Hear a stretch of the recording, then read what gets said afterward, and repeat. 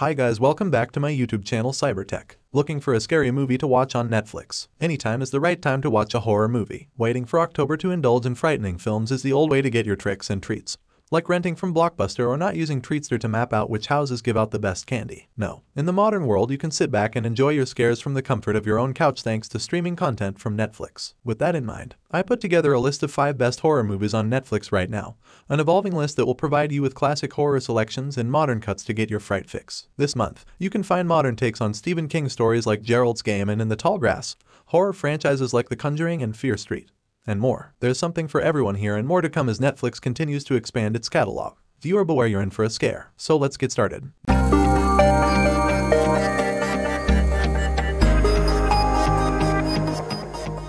The first one on our list is The Exorcist. The Exorcist is a bit of a safe pick.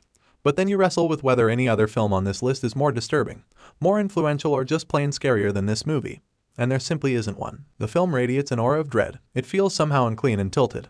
Even before all of the possession scenes begin, segments like the demon face flash on the screen for an eighth of a second, disorienting the viewer and giving you a sense that you can never, ever let your guard down. It worms its way under your skin and then stays there forever. The film constantly wears down any sense of hope that both the audience and the characters might have, making you feel as if there's no way that this priest, not particularly strong in his own faith, is going to be able to save the possessed little girl. Even his eventual victory is a very hollow thing, as later explored by author William Peter Blatty in The Exorcist 3. Watching it is an ordeal, even after having seen it multiple times before. The Exorcist is a great film by any definition.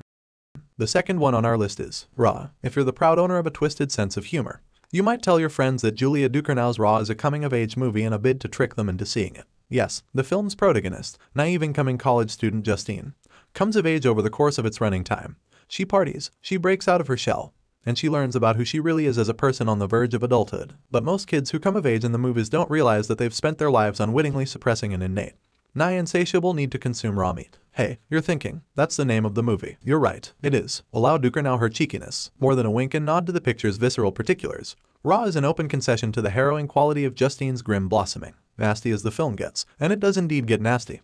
The harshest sensations Ducournau articulates here tend to be the ones we can't detect by merely looking. Fear of feminine sexuality, family legacies, popularity politics, and uncertainty of self-governed. Raw's horror is as much as exposed and bloody flesh. It's a gorefest that offers no apologies and plenty more to chew on than its effects. The third one on our list is House. Nothing sucks the energy out of horror than movies that withhold on horror. Movies can scare audiences in a variety of ways, of course, but the very least a horror movie can be as scary instead of screwing around. For me, Weeks' House doesn't screw around. The film begins with a tragedy, and within 10 minutes of that opening handily outgrudges the grudge by leaving ghosts strewn on the floor and across the stairs where his protagonists can trip over them. Ultimately, this is a movie about the inescapable innate grief of immigrant stories, a companion piece to contemporary independent cinema like Jonas Carpignano's Mediterranean, which captures the dangers facing immigrants on the road and at their destinations with brutal neorealist clarity. Weeks is deeply invested in Ball and Ryle as people, in where they come from, what led them to leave, and most of all what they did to leave. But Weeks is equally invested in making his viewers leap out of their skins.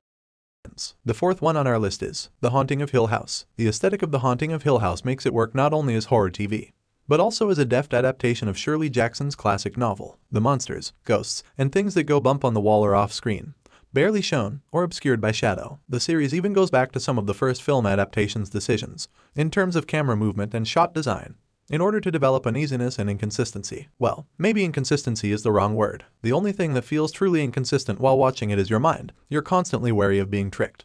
But the construction of its scenes often gets you anyway, by embracing the squirm, and the time necessary to get us to squirm rather than jump.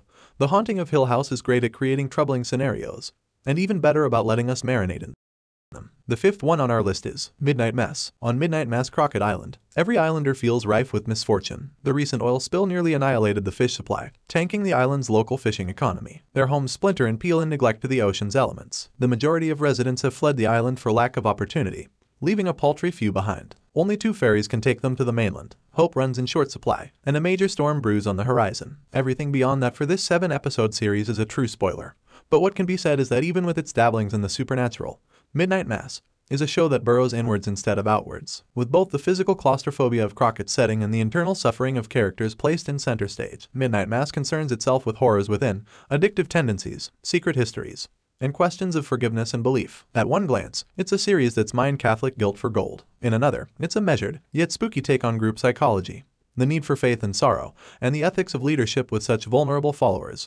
weighing whether these impulses represent human goodness, evil, or simply nothing at all. Blessed are those who have not seen and have believed. Midnight Mass offers a chance for anyone to be doubting Thomas or true believer. What difference is a miracle from a supernatural?